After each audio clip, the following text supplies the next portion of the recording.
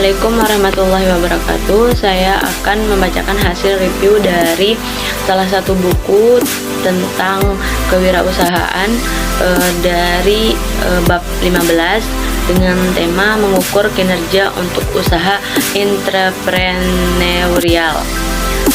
Tujuan dari bab ini antara lain adalah satu, untuk membedakan antara dua jenis pengukuran kinerja dan pentingnya atau relevansinya bagi pengusaha.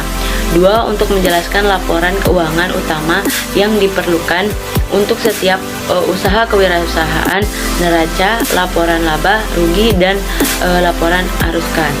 Tiga, untuk menguraikan proses penyusunan anggaran operasi. Empat, untuk memahami sifat arus kas dan menjelaskan bagaimana menyusun dokumen tersebut.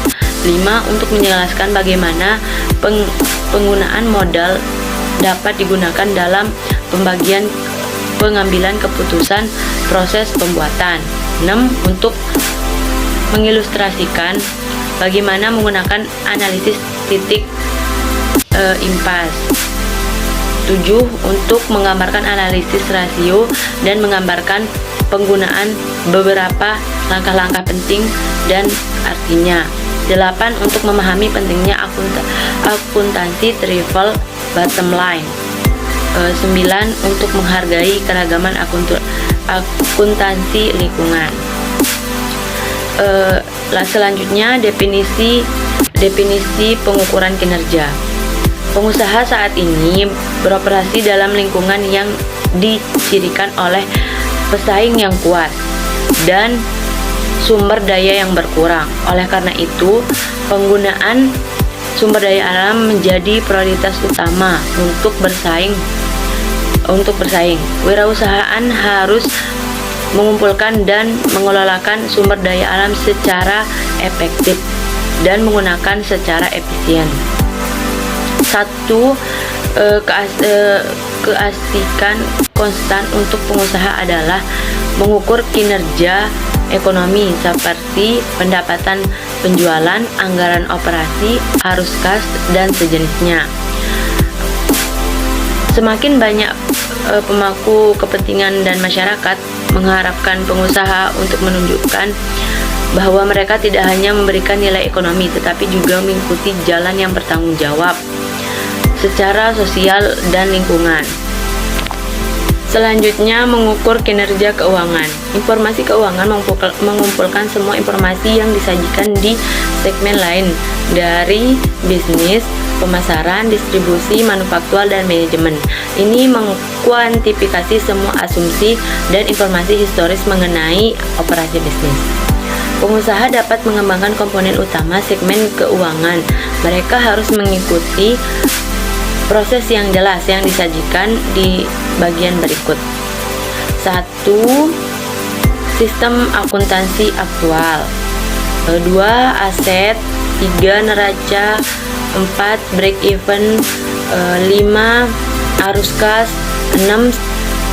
Selanjutnya, memahami laporan keuangan utama laporan. Keuangan adalah alat yang ampuh yang dapat digunakan pengusaha untuk mengelola usaha mereka.